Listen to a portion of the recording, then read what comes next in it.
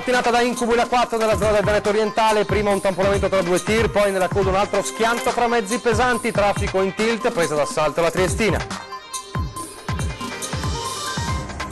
No alla tassazione su auto diesel e benzina, si mettono a rischio 50.000 posti di lavoro nell'autoriparazione, l'analisi della CGA di Mestre, secco no all'ipotesi del governo.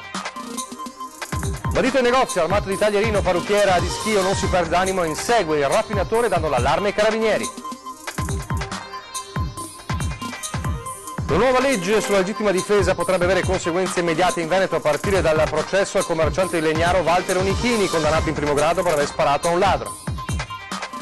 Montagna devastata dal maltempo, primi aiuti in arrivo dalla Regione attraverso 2 provvedimenti approvati ieri a Palazzo Ferrofini.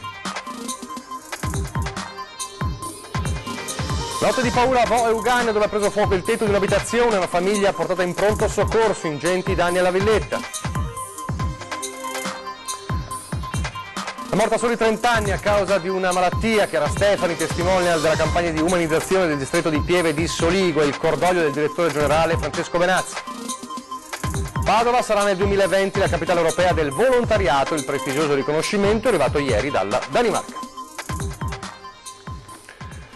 Telespettatori di Antenna 3, buongiorno e bentrovati, la prima edizione dei nostri telegiornali e in primo piano la cronaca di un'altra mattinata da incubo in A4, soprattutto nella zona del Veneto orientale, in direzione Trieste, un doppio tamponamento fra mezzi pesanti che crea ancora una volta il caos. Sentiamo allora in diretta telefonica gli aggiornamenti da Tiziana Bolognani. Tiziana. Sì, buongiorno, non ci sono stati fortunatamente feriti nei 2 tamponamenti in A4 che questa mattina hanno mandato letteralmente in tilt la viabilità in direzione Trieste da Cessalto a San Stino di Livenza e fra San Stino e Latisana. In entrambi i casi sono stati coinvolti 2 mezzi pesanti. Il primo incidente è accaduto fra Porto Gruaro e Latisana in direzione Trieste. Nell'impatto un camion che trasportava posta ha perso il carico. Il secondo incidente invece si è verificato fra San Stino di Livenza e Porto Gruaro, sempre in direzione Trieste. Gli incolonnamenti fra San Stino e Latisana hanno raggiunto i 9 km attorno alle 8 di questa mattina, ma si sono risolti piuttosto velocemente, mentre ancora verso le 10 fra Cessalto e San Stino di Livenza i chilometri di coda erano 2. Polizia stradale con soccorsi meccanici e il personale di Autovie Venete hanno operato rispettivamente per i rilievi di legge e la manutenzione d'urgenza del tratto autostradale. E per ora è tutto, a voi. Grazie a Tiziana Bolognani. Parliamo adesso di auto, parliamo dell'ipotesi di tassazione delle nuove auto a benzina e diesel per favorire l'acquisto di quelle elettriche, un secco no da più parti anche dalla CGA di Mestre. Già oggi in Italia, rileva la CGA in una nota, sul settore dell'auto grava un carico fiscale di oltre 70 miliardi di euro all'anno, un record negativo che nessun altro paese ci invidia. Questa ennesima stangata inoltre, dice la CGA, con questa ennesima stangata costringe a pagare un conto salato una buona parte dei 150.000 addetti che trovano lavoro nel settore della autoriparazione.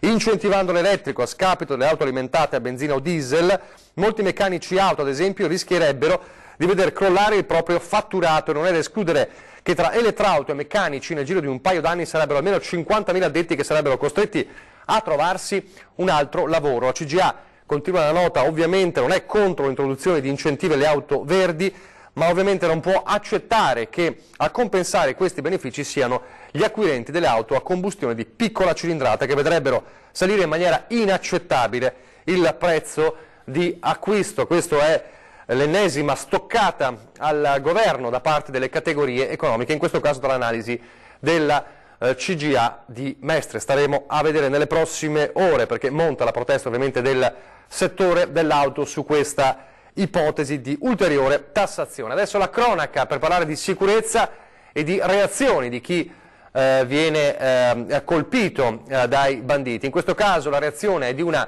parrucchiera di Schio che non si perde d'animo e insegue il bandito che l'aveva appena rapinata in negozio. Ci racconta quanto accaduto Andrea Zambenedetti da Schio. Andrea. Sì, buongiorno a studio e buongiorno a chi ci sta seguendo da casa. È finito con un inseguimento alla rapina martedì sera ai danni di un salone di estetica anch'io. La titolare del centro ha inseguito infatti il bandito che si era presentato al suo negozio con un taglierino in mano. L'uomo ha urlato poche parole, dammi i soldi, fuori i soldi, poi ha arraffato un portafoglio che si trovava sopra il bancone e se n'è andato. A quel punto, senza perdersi d'animo, la donna, la parrucchiera, si è messa al suo inseguimento senza però riuscire ad attuffarlo. A quel punto ha chiesto aiuto alle forze dell'ordine che hanno avviato le indagini nel tentativo di risalire all'identità dell'uomo. Da come ha agito potrebbe trattarsi di un balordo, non certo di un criminale professionista. Le indagini sono comunque in corso da parte dei carabinieri. Il bottino decisamente poco ingente, 50 euro in tutto, oltre ad una tessera bancomat che l'uomo ha portato con sé. Maggiori dettagli, come sempre, nell'edizione serale dei nostri notiziari, e linea che a questo punto può tornare a studio. Grazie ad Andrea Zambaletti. Sul fronte della sicurezza, la nuova legge sulla legittima difesa potrebbe avere conseguenze immediate anche in Veneto, a partire, lo ricorderete, dal processo al commerciante Walter Onichini, che è stato condannato in primo grado per aver sparato a un ladro. Sentiamo i dettagli. Se la nuova legge sulla legittima difesa ha acceso un po' ovunque un vivace dibattito politico, tra chi segue con particolare attenzione l'evolversi dei lavori parlamentari c'è anche un avvocato padovano. Ernesto De Toni è il difensore di Walter Onichini, macellaio di Legnaro, condannato in primo grado a 4 anni e 11 mesi per tentato omicidio. Il 22 luglio del 2013 Onichini sparò 2 colpi con il suo fucile a pompa dopo aver sorpreso un ladro nel giardino di casa. Il suo è uno dei casi che ha contribuito ad alimentare le spinte ad una riforma della legittima difesa, ma quanto la nuova legge potrebbe cambiare l'esito del processo fissato ad aprile alla Corte d'Appello di Venezia? Entra proprio nel merito della difesa del signor Onichini questa legge, perché permette sempre l'uso delle armi di difesa quando c'è una violazione di domicilio.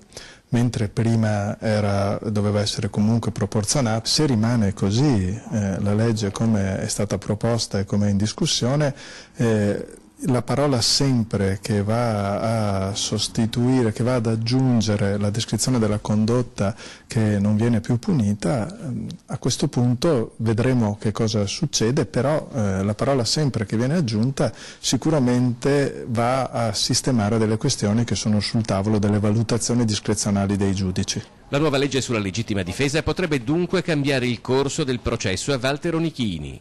Si è fatto l'opinione che ci siano i tempi tecnici perché la legge possa entrare in vigore quando il processo è ancora in corso? Non ho smesso di farmi opinioni sul tempi delle leggi da sempre, perché veramente quando c'è la volontà politica sostenuta dal movimento popolare, questa è una legge che mi sembra molto sentita, che dopo sia giusta o sbagliata non sta certo a me dirlo. Quando c'è la volontà politica si fa tutto in un attimo, se questa volontà politica manca non si arriva mai a niente.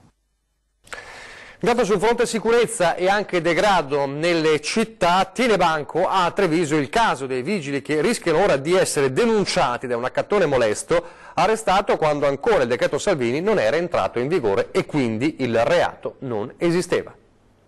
I paradossi tutti all'italiana. Per fortuna oggi è subentrato il decreto Salvini che metterà fine a queste ingiustizie, al contrario. Perché casi come quello del giovane accattone 19enne arrestato dai vigili urbani in Piazza Duomo con addosso circa 300 euro in monetine e che ora potrebbe rivalersi contro la polizia locale sono inaccettabili per il sindaco Mario Conte. Se il decreto sicurezza ora convertito in legge prevede il reato di esercizio molesto dell'accattonaggio con tanto di arresto, sequestro dei proventi e ammenda salata, l'azione dei vigili, avvenuta a normativa non ancora in vigore, ha fatto sì che il giudice non abbia convalidato il provvedimento e si possa prefigurare da parte degli agenti, oltre alla restituzione delle monetine, un abuso d'ufficio. Addirittura gli agenti di polizia municipale rischiano di essere le vittime di questa azione, atta invece a garantire la sicurezza e il decoro della nostra città. Quindi massima solidarietà nei confronti dei nostri 2 agenti di polizia locale.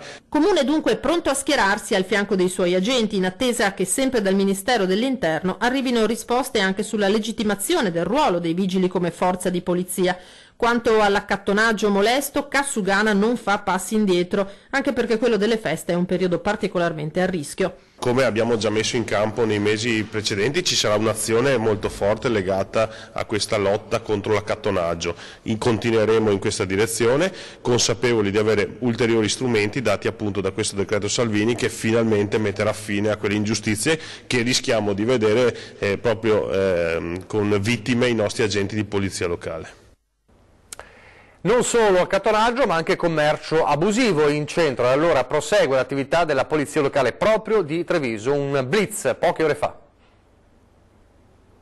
Bracciali, collane, orecchini, oltre 350 articoli di bigiotteria sono stati sequestrati dalla polizia locale di Treviso a 2 donne senegalesi che cercavano di vendere la merce ai visitatori del mercato cittadino. Le donne sono state bloccate in piazzale Burchiellati da 2 agenti in borghese impegnati in un servizio di controllo finalizzato a contrastare il commercio abusivo e l'accattonaggio molesto. Le successive verifiche hanno accertato che le 2 senegalesi, 30 anni e residenti in Toscana, non avevano alcuna autorizzazione al commercio itinerante. Entrambe sono state multate con una sanzione da 5.000 euro. La merce è stata sequestrata. Ancora dalla Marca, questo invece è un caso di cronaca particolare, è un giallo sulla denuncia di una ragazza che appunto ha denunciato di essere stata aggredita in modo inquietante all'esterno di un supermercato a Vedelago.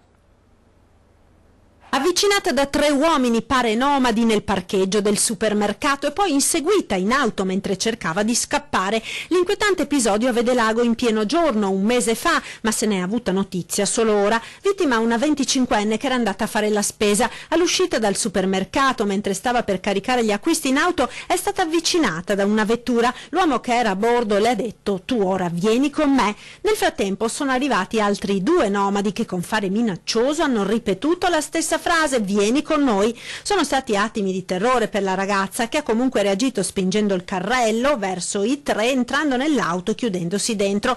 Gli uomini hanno cominciato a prendere a pugni la carrozzeria urlando. La giovane, spaventatissima ma conservando la lucidità, ha messo in moto ed è fuggita. I 3 l'hanno seguita per qualche chilometro, poi sono spariti. La ragazza ha denunciato l'episodio ai carabinieri, che ora indagano sulla vicenda.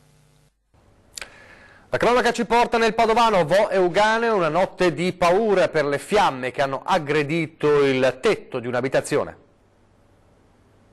23:30, via Mattiette, Vo Euganeo. È in fiamme il tetto di una villetta. All'interno c'è un'intera famiglia, 3 persone. L'allarme scatta immediatamente. I vigili del fuoco partono con 9 addetti, 3 automezzi, l'autoscala da Este e da Padova. Il primo aiuto alle persone che hanno respirato parecchio fumo vengono affidate alle cure dei sanitari e portate in ospedale. Le fiamme hanno avvolto tutto il tetto, rivestimento del soggiorno, parte del caminetto. La casa è semidistrutta, ingenti i danni. 3 ore ci sono volute ai pompieri per terminare il lavoro e mettere in sicurezza l'intero edificio. Un incendio partito dal cattivo funzionamento di una canna fumaria, secondo le prime informazioni. Ed ora dalla Regione, mentre c'è il via libera alla legge di stabilità dal Consiglio regionale, arrivano anche i primi aiuti per la montagna con 2 provvedimenti approvati ieri mattina a Palazzo Ferrofini. La Regione ha attivato un fondo da 15 milioni di euro per la sostituzione, il potenziamento e l'adeguamento degli impianti di risalita e innevamento delle zone montane del Veneto, in gran parte colpite dalla catastrofe del 29 ottobre. Le risorse previste da un emendamento alla legge di bilancio del capogruppo leghista Nicola Finco permetteranno di rendere più moderne le strutture esistenti, ma anche di crearne di nuove. Con un ulteriore emendamento presentato dall'assessore allo sviluppo economico Roberto Marcato sono stati messi a disposizione altri 17 milioni sotto forma di agevolazioni ai finanziamenti richiesti dalle imprese colpite. Cosa significa? Che una volta si prestavano dei soldi ma una piccola parte di tasso andava restituito, ora invece il tasso è 0, si prestano 200.000 euro, tornano indietro 200.000 euro. E l'altro intervento invece riguarda la liquidità, cioè è possibile finanziare non soltanto investimenti, cioè imprese che devono fare degli investimenti, ma imprese invece che hanno problemi di liquidità, che è esattamente quello che chiedono coloro i quali in questo momento imprese stanno operando sul mercato ma hanno difficoltà di avere denaro fresco.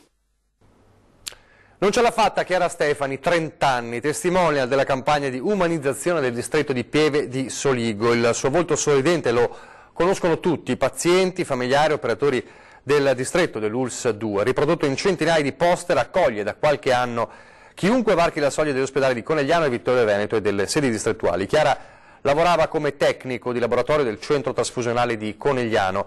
A settembre aveva avuto un malore, poi la terribile verità, una malattia che a soli 30 anni se l'è portata via. In pochi mesi la scomparsa di Chiara ha provocato un profondo dolore nell'ULSS 2, ha commentato il direttore generale Francesco Benazzi. Siamo vicini ai genitori che hanno perso prematuramente una splendida figlia e anche al compagno. La nostra azienda perde una collaboratrice valida sia dal punto di vista professionale che umano. Domani l'ultimo saluto nel Duomo di Conegliano alle 16. Un direttore generale, Benazzi, che in queste ore poi ha a che fare anche con un caso ovviamente molto diverso, un caso che riguarda uno specialista in servizio, una struttura accreditata con l'ULSS 2, che ha dirottato una paziente in una clinica privata di Modena in cui lui stesso lavora. Questa è l'accusa. L'ULSS fa partire una diffida e potrebbe arrivare anche una rimozione. Medico in servizio in una struttura convenzionata dell'ULSS 2 indirizza una paziente, una 71enne di Mogliano Veneto, a una clinica privata fuori regione per curarsi i calcoli. Il caso, finito sul tavolo del direttore generale Francesco Benazzi, rischia ora di avere pesanti conseguenze sul professionista.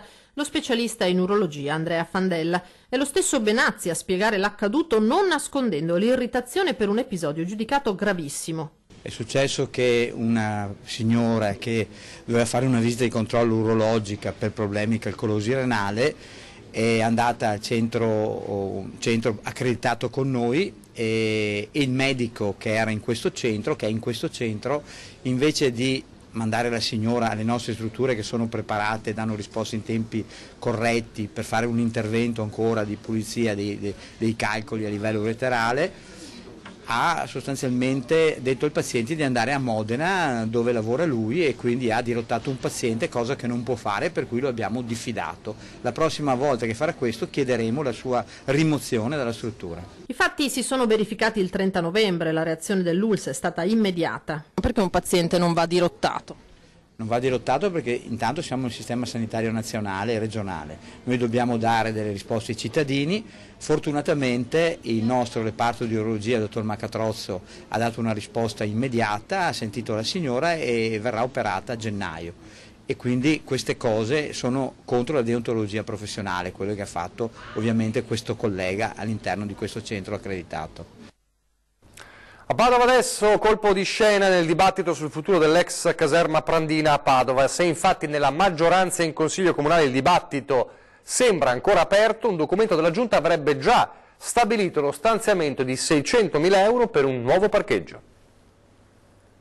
E fare parcheggi nei centri città oggi è come piantare delle cabine telefoniche. Aprire un parcheggio in centro oggi è come rimettere le cabine telefoniche. La dichiarazione del vice sindaco di Padova Arturo Lorenzoni proprio nel giorno d'apertura provvisoria della Prandina era arrivata come una doccia fredda per quanti da anni attendono il parcheggio. Un'uscita che però, secondo il consigliere d'opposizione Matteo Cavaton, viene clamorosamente smentita dal documento unico di programmazione che la Giunta presenterà in Consiglio Comunale. Nel DUP e quindi nel bilancio che voteremo il 21 di dicembre troviamo 600.000 euro stanziati proprio per il parcheggio all'ex caserma Prandina. 600.000 euro non significano un piccolo restyling, dice Cavaton, ma un robusto intervento da centinaia di posti auto. Però non è possibile che vi sia una parte della maggioranza che fa finta di non sapere, che gioca a nascondino sui grandi progetti della città e fa dichiarazioni del tutto contrarie a quello che non è soltanto un intendimento politico del sindaco, ma è stato scritto nelle carte. Perché chi l'ha fatto il DUP?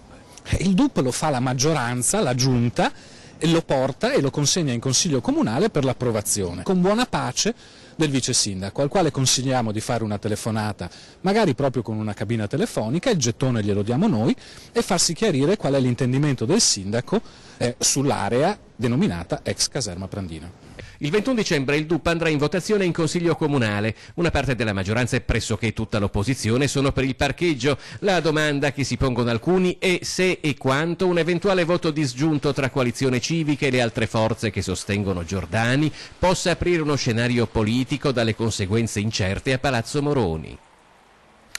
Torneremo a parlare di Padova subito dopo una brevissima pausa pubblicitaria.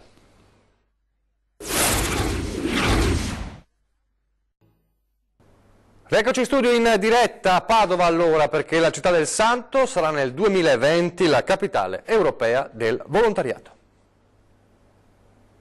Padova sarà capitale europea del volontariato 2020. La nomina è arrivata nelle scorse ore da Aarhus in Danimarca. Il prestigioso riconoscimento viene assegnato ogni anno dal Centro Europeo del Volontariato. La città del Santo ha superato l'altra candidata, la scozzese Stirling. Grandissima soddisfazione in città e provincia. Padova, ha ricordato l'assessora al volontariato Cristina Piva, conta su 6.200 realtà del terzo settore e migliaia di volontari che le fanno vivere ogni giorno. E di numerose onlus nate nel tempo, a Padova e diventate patrimonio nazionale, come i Beati Costruttori di Pace, la Fondazione Zancan, la Caritas, il QAM, ma anche Banca Etica, Civitas. Il 2020, conclude la Piva, sarà il culmine di tante iniziative nuove e importanti per il volontariato in città. Il sindaco Sergio Giordani, ricevuta la notizia, ha assicurato che la sua amministrazione farà di tutto per valorizzare il riconoscimento europeo. Certo che, senza la forza e la spinta del mondo del volontariato, ha detto, la nostra città non sarebbe il punto di riferimento della solidarietà e della partecipazione che è oggi. Mai come ora c'è bisogno dell'apporto del volontariato che guarda alle cose concrete, alla solidarietà tra le persone al di là di confini fisici, culturali e anche religiosi. Continua il nostro viaggio tra i presepi del Veneto, guardate quello multietnico e completamente fatto a mano del signor Eugenio Farolfi di Castelfranco.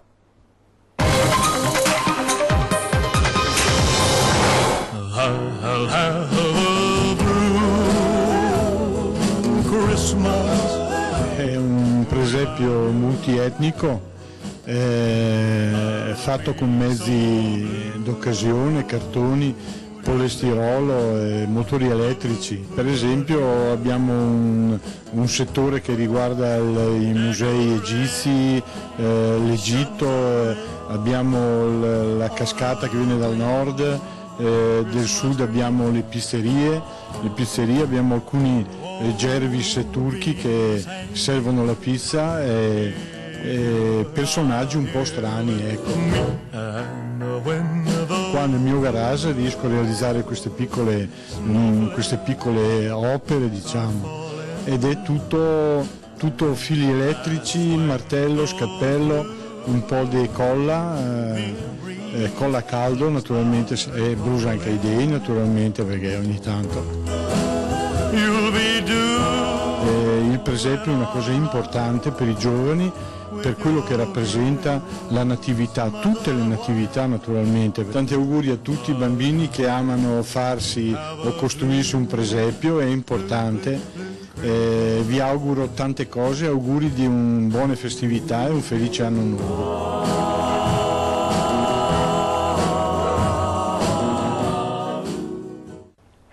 Come ha fatto il signor Eugenio, se volete segnalarci il vostro presepe, la vostra natività, questi riferimenti con il tuo presepe, redazione @antena3.it, per scriverci appunto qual è il vostro presepe, anche i vostri riferimenti, noi verremo a casa vostra per documentarlo, oppure 0422 023 0898 per lasciare un messaggio in segreteria, 351 175 5340 per anticiparci un po' visivamente come la vostra natività, oppure anche girarci proprio un video o delle foto del vostro presepe. Questi i riferimenti. Siamo in chiusura, nutrita interessante la programmazione di Antenna 3 oggi, a partire da ore 13, fra pochissimo è la giornata in cui parliamo con la CGIL risponde, parleremo di finanziaria e pensioni con Paolino Barbiero, segretario dello SPI CGIL di Treviso, e poi sempre dalla CGIL Ivana Francescotto e Luisa Dalla Brollo. Poi 20:10 questa sera, da non perdere, con il presidente di Confindustria Veneto Matteo Zoppas, e quindi gli industriali e il loro rapporto problematico davvero in questi giorni con il governo. E alle 21:15 in prima serata il grande ritorno della Zanzega, oggi con Daniele Marcassi, Ivo Gallo, tantissimi ospiti per ricominciare il viaggio tra musica, tradizioni e cultura del nostro territorio. 21:15 la Zanzega. Vi lascio adesso alle previsioni del tempo, grazie per averci seguito e arrivederci.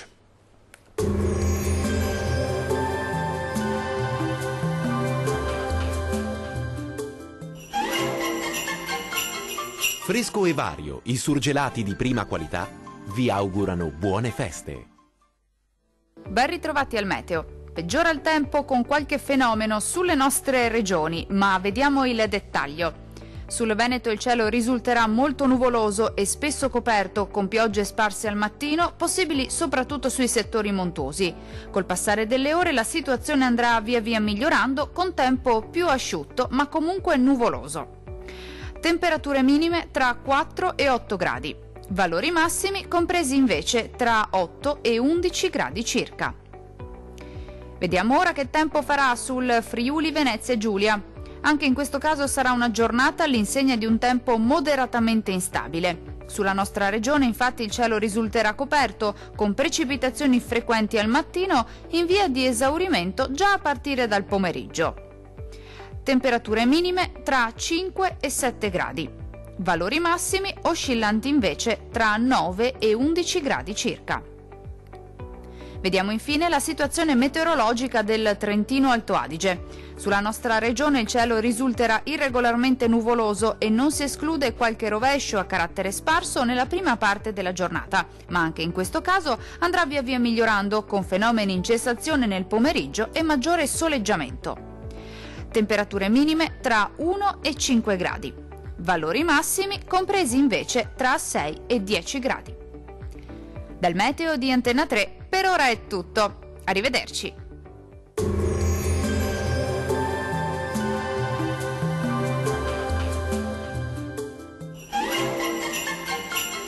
Fresco e Vario, i surgelati di prima qualità, vi augurano buone feste.